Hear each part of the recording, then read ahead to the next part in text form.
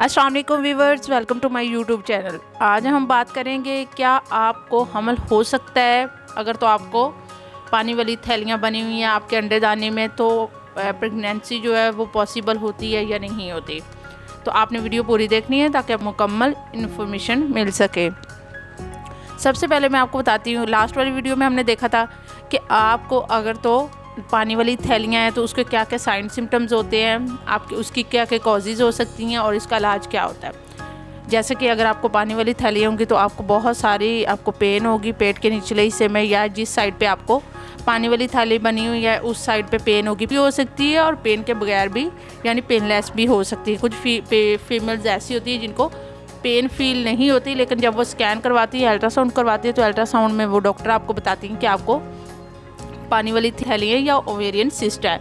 तो उसके लिए आपने करना क्या होता है, अगर तो आपको सिंपल सिस्ट है यानी जैसे कि पानी वाली थैली बनी हुई है, तो उसमें ये होता है कि आपको मेडिसिन के साथ आपको हार्मोन जो होते हैं वो बैलेंस किए जाते हैं ताकि आपको जो साइकिल हो वो नॉर्मल हो जाए। और जब आपका साइकिल नॉर्मल हो जाता है तो उसके बाद आपकी जो प्रेगनेंसी होती है वो पॉसिबल होती है। सिंपल अगर सिस्ट होगी तो उसमें प्रेगनेंसी जो होती है वो पॉसिबल हो जाती है। बाज़ औक़ात ये सिस्ट जो होती है वो खुद से भी डिज़ोल्व हो सकती है। अगर नहीं हो पाती तो आपको मेडिसिन दी जाती है जिससे ये होता है कि ये ख़त्म हो जाती है, को प्रेगनेंसी हो सकती है।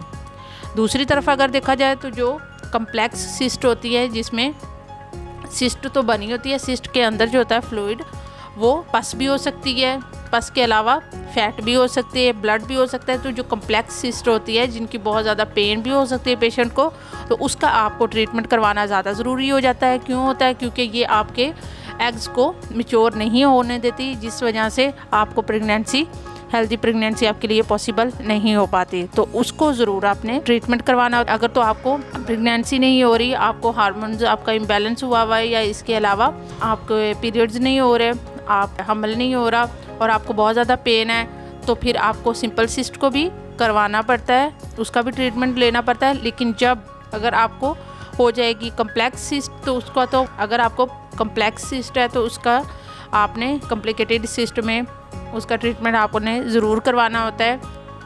वो आप जब अल्ट्रासाउंड करवाते हो उसके बाद देखा जाता है कि ये आपकी सिस्ट जो है वो सिंपल है या कॉम्प्लिकेटेड है।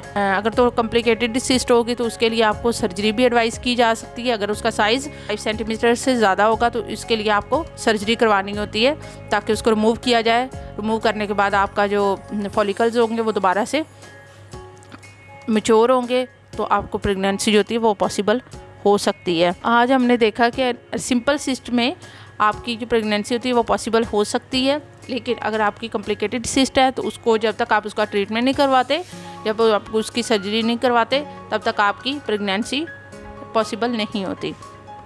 तो ये था आज का हमारा टॉपिक। अगर इस टॉपिक के मुतालिक आपका कोई भी क्वेश्चन हो तो आप कमेंट सेक्शन में पूछ सकते हो। फॉर वॉचिंग, अपना बहुत सारा ख्याल रखिएगा, याद रखिएगा। नेक्स्ट वीडियो तक के लिए अल्लाह हाफिज़।